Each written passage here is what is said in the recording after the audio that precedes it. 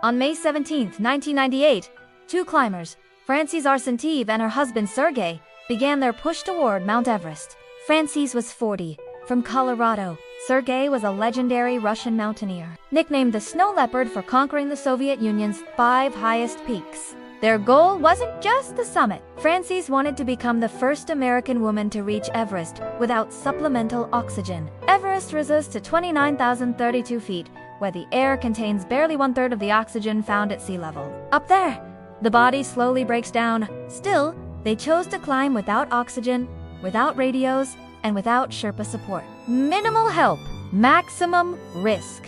The night before they left, their 11-year-old son Paul had a nightmare. Two climbers trapped high on a mountain, unable to come down. Frances reassured him. Parents do that. Mountains don't care. The ascent was punishing. Above 26,000 feet, every step felt like dragging a body that wanted to quit. On May 22nd, Frances reached the summit at 2:30 p.m. The problem: the universally accepted turnaround time was 2:00 p.m. They were already late. The sun was dropping, and they were deep in the death zone, the altitude where the human body can only survive for hours, not days. During the descent, darkness and exhaustion tore them apart. The couple became separated. Sergei made it back to camp. Frances did not. When daylight returned, Sergei grabbed oxygen and climbed back up to search for her. He never returned. On May 24th, British climber Ian Wood noticed something unnatural against the snow-purple fabric, motionless, 1,148 feet below the summit. It was Frances. She had been exposed for nearly 24 hours in 40 degrees Celsius temperatures with winds howling at 70 miles per hour. Hypothermia had turned her mind against her. Believing she was overheating, she had stripped down to her underwear, a phenomenon climbers grimly know too well. Her hands and feet were black with frostbite. Ian tried to help her, pulling clothes over her rigid body, but her muscles were frozen solid. Her limbs wouldn't bend. At that altitude, in knee-deep snow, moving her was impossible. Ian faced a brutal equation: stay, and all three would die or leave and live. He chose survival. Frances died that night. Her body remained where it fell for 9 years. Climbers passing by gave her a name: Sleeping Beauty. Her face looked calm, almost peaceful, as if she were simply resting in the snow. Sergei's body was found the following year. He had fallen while trying to reach his wife. In 2007, Ian Wood returned to Everest. This time, he moved Frances' body away from the climbing route and wrapped her in an American flag. Everest didn't claim them quickly. It took its time. On May 13, 2006, David Sharp, a 34-year-old climber from the UK, started up Mount Everest alone.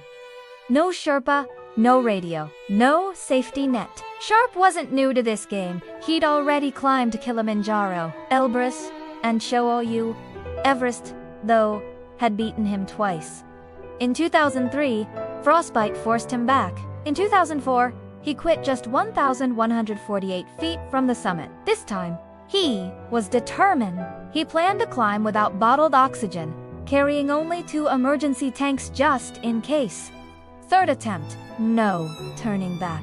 On May 14th, multiple climbing teams spotted Sharp at different points on the route. Whether he actually reached the summit remains unknown. What is known is what happened on the way down. Exhausted and freezing, Sharp crawled into Green Boots Cave, a rocky hollow at 27,890 feet named after another climber's frozen body that had been there since 1996. Sharp was in bad shape. He sat curled up, arms wrapped around his knees, icicles clinging to his eyelashes. The temperature hovered around 20 degrees Celsius, and he'd been without oxygen for hours. Then the traffic began.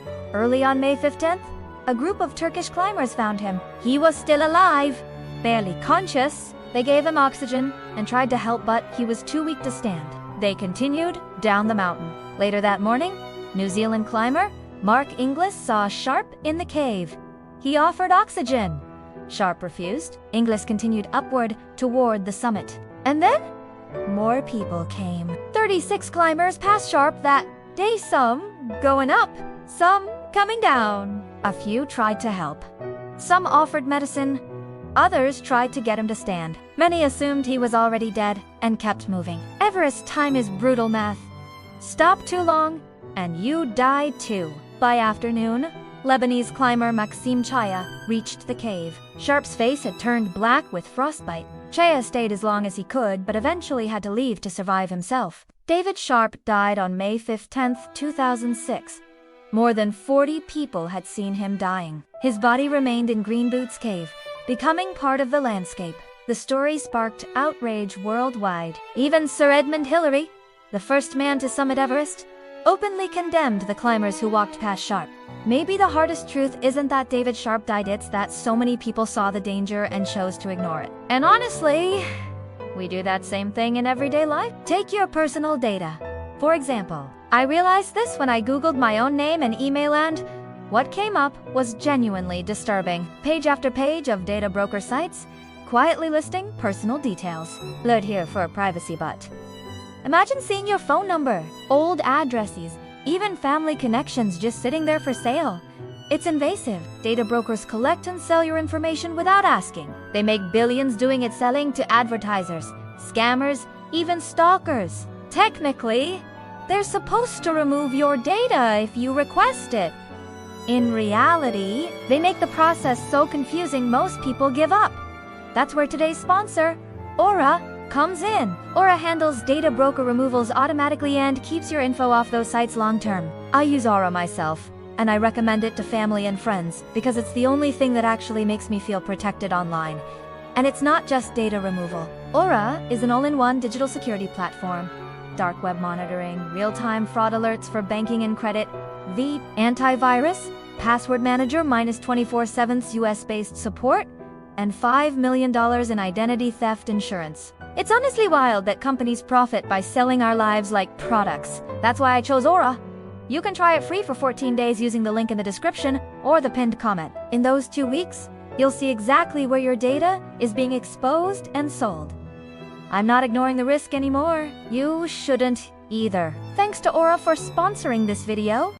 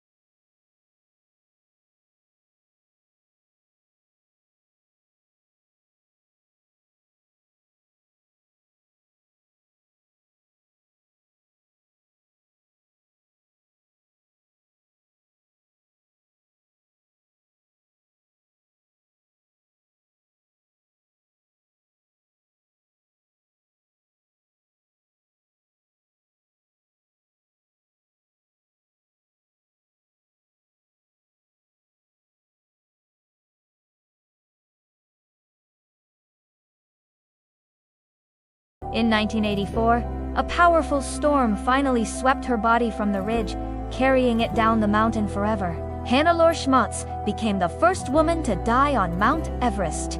On May 10, 1996, Rob Hall, a 35-year-old mountaineering guide from New Zealand, led his team toward the summit of Mount Everest. Hall was among the most respected guides on the mountain, having already reached the summit 4 times. That day, his primary client was Doug Hansen, a 46-year-old mailman from Seattle who had failed the summit the previous year and had returned determined to succeed. Hall's expedition, adventure consultants, was climbing on one of the busiest days Everest had ever seen. Another commercial team, Mountain Madness, led by American guide Scott Fisher, was also attempting the summit. Each client had paid around $65,000 for the chance to stand on top of the world. The ascent began before sunrise, but problems appeared early. Fixed safety ropes had not been installed at the Hillary Step, a narrow and dangerous section just below the summit. This caused long delays as climbers were forced to wait in line in the death zone above 26,000 feet, where the human body rapidly deteriorates. Hall had established a strict 2 p.m. turnaround time.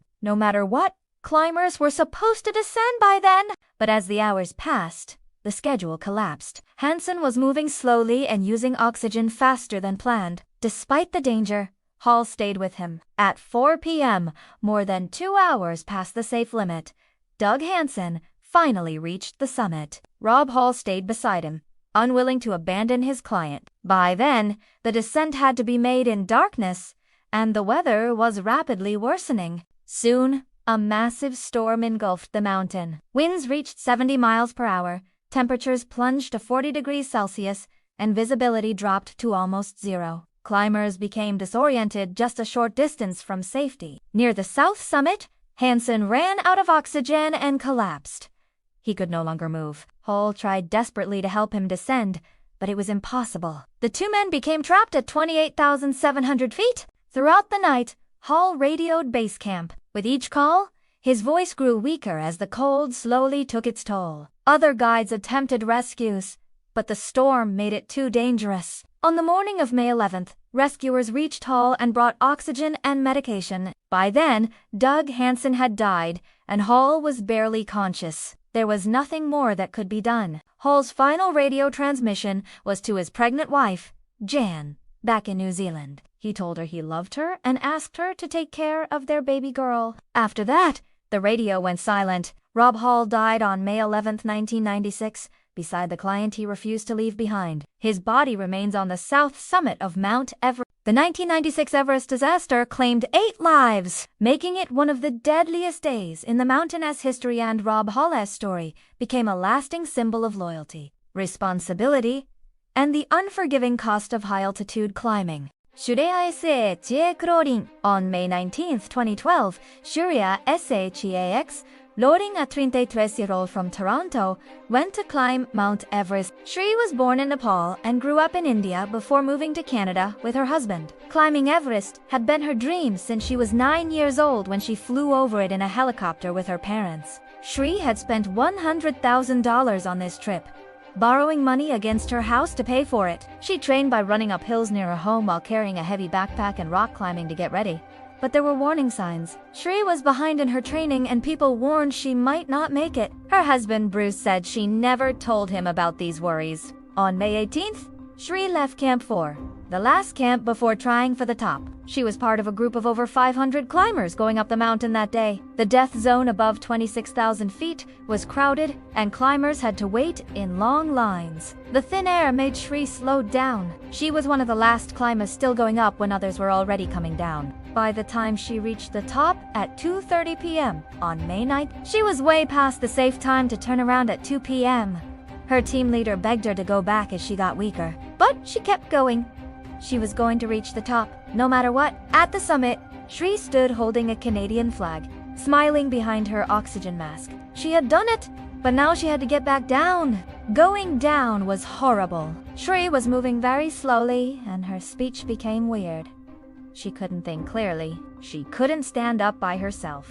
The Sherpas had to pull and carry her down the mountain. She had been climbing for 24 hours and was on her 9th bottle of oxygen. Then, to make things worse, a storm hit, making it colder and windier. Shri fell down and couldn't go any further. Shrisha Chlorine died on May 19, 2012, while coming down from the summit. Her body was found near the climbing route with a Canadian flag placed over it. Her husband Bruce went to Nepal to bring her body home. Shri had reached her dream of getting to the top of Everest, but it killed her.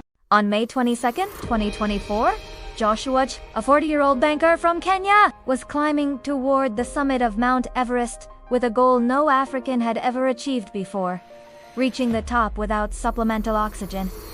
Joshua was not a beginner. He had been climbing mountains since his teenage years and had summited Mount Kenya more than 20 times. He climbed Mount Kilimanjaro in just 15 hours, an extraordinary feat. In 2023, he made history by becoming the first African to climb Manaslu, the world's 8th mountain, without oxygen. But Everest was different. Climbing Everest without bottled oxygen is something fewer than 2% of climbers ever attempt, above 26,000 feet, known as the death zone. The air contains so little oxygen that the human body begins to shut down. Judgment fades, strength disappears, and survival becomes a race against time. Joshua understood the danger. His Sherpa guide, Nawang, carried an emergency oxygen bottle, but Joshua had strict rules about using it. Only if he lost consciousness or if the weather became impossible. Late on May 22nd, Joshua and Nawang left camp at 26,000 feet for the final push. Every step without oxygen was exhausting, but Joshua kept climbing. As they approached Bishop Rock, a landmark near the summit, Joshua was suddenly very close. He was just 160 feet below the top of Everest. That's when something went wrong. Joshua began acting confused. He stopped responding clearly and refused instructions. Nawang tried to give him the emergency oxygen, but Joshua refused. His body was being starved of oxygen, and his mind was no longer functioning normally. He was closer than anyone from Africa had ever been, just 160 feet from history, but his body was failing. Back at base camp, radio contact with Joshua and Nawang suddenly went silent. The final transmission was broken and unclear, but it sounded like they were in serious trouble. Bad weather delayed rescue efforts for days. When search teams were finally able to reach the area, they found Joshua's body in a crevasse, still 160 feet below the summit. He had died during his final attempt. Nawang was never found. He disappeared trying to help Joshua in the death zone. Joshua Chiria died on May 22, 2024. His family chose not to recover his body. Deciding instead to let him rest on the mountain, he dedicated his life to climbing. He didn't reach the summit, but he came closer than almost anyone ever has, pushing the limits of human endurance in pursuit of history. On May 10, 1996, Scott Fisher, a 40-year-old American mountain guide, led his team toward the summit of Mount Everest. Fisher was one of the most respected climbers in the world, known for ascending some of the planet's highest peaks without supplemental oxygen. That day, his team from Mountain Madness was attempting the summit at the same time as another commercial expedition led by Rob Hall of New Zealand. Both teams climbing on the same day created dangerous congestion high on the mountain. The ascent began before sunrise, but trouble appeared early. At the Hillary Step, a narrow rock section just below the summit, climbers were forced to wait in long lines. They stood still in the death zone above 26,000 feet, burning precious oxygen and energy while the clock kept ticking. Fisher had already been struggling before summit day. He had been feeling ill for several days and was physically exhausted after repeatedly descending to help struggling climbers lower on the route. Despite this, he continued upward because his clients depended on him. By the time Fisher's team reached the summit area at around 4 p.m., they were dangerously late. The agreed turnaround time was 2 p.m. Past that point, the risk of storms and exhaustion increased sharply. Now, they had to descend late in the day one of the most dangerous situations on Everest. As they started down, Fisher's condition worsened. The thin air left him confused and weak, but he refused to abandon his responsibilities. He instructed his Sherpa guide to take the clients down first while he followed behind. Not long after, the weather collapsed. A violent storm engulfed the mountain. Winds reached 70 miles per hour, temperatures plunged to 40 degrees Celsius, and visibility dropped to almost nothing. Climbers became disoriented just a short distance from safety. Fisher fell farther behind, his body failing in the extreme altitude near the Hillary Step.